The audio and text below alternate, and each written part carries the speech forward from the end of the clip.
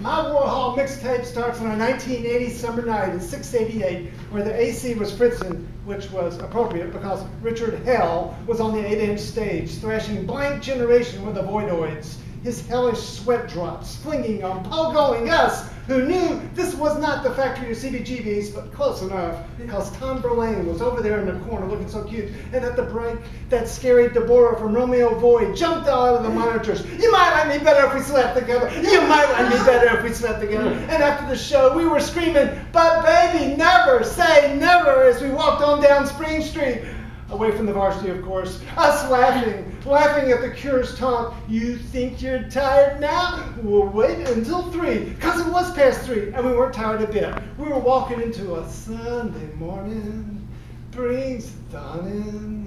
It's just a restless feeling. And so boom, that's the first 4 tracks on my Warhol mixtape right there. We got a Nihilist thrash, a trashy art school come on, a post-Joy Division dirge, and a Nico Velvet mellow out. Because that's the arc of a good mixtape.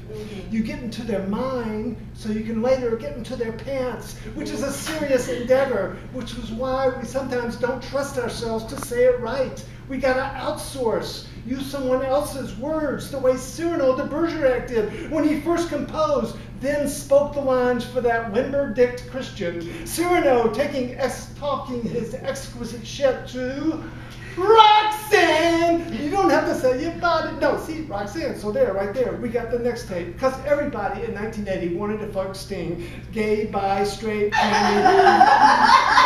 Vulcan, for Christ's sake. The same way that almost all mixtapes, okay, not Megan's for Warhol, hers is more of a mind-to-mind thing. But most mixtapes were made with the expectation of possible sex in some vague future. That's why you bought the Maxell tape with a case instead of the big K 3 for a buck pack. That's why.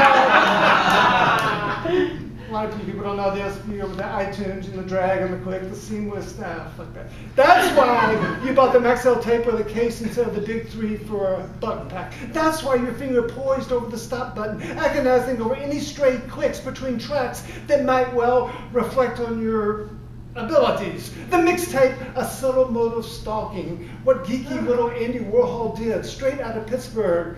When he first came to New York City, his very first mission was to stand outside Truman Capote's apartment until he was probably creeping out Harper Lee, who was peeking out through the curtains. Truman, you little boyfriend's out there again.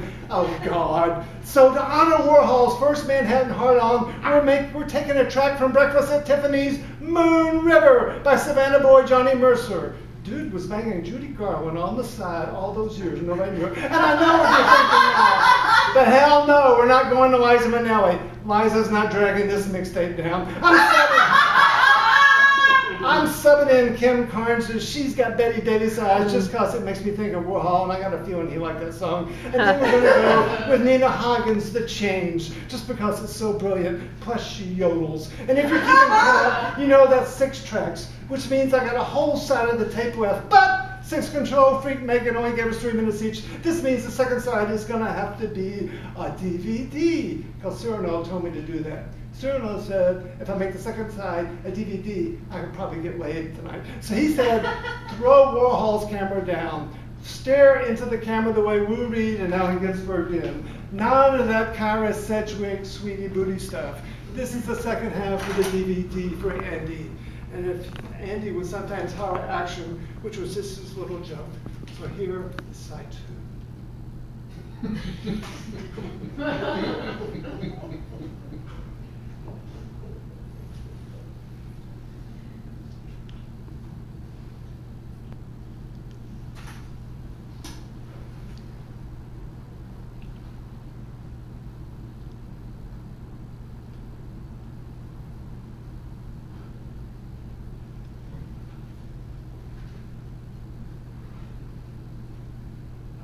That's it.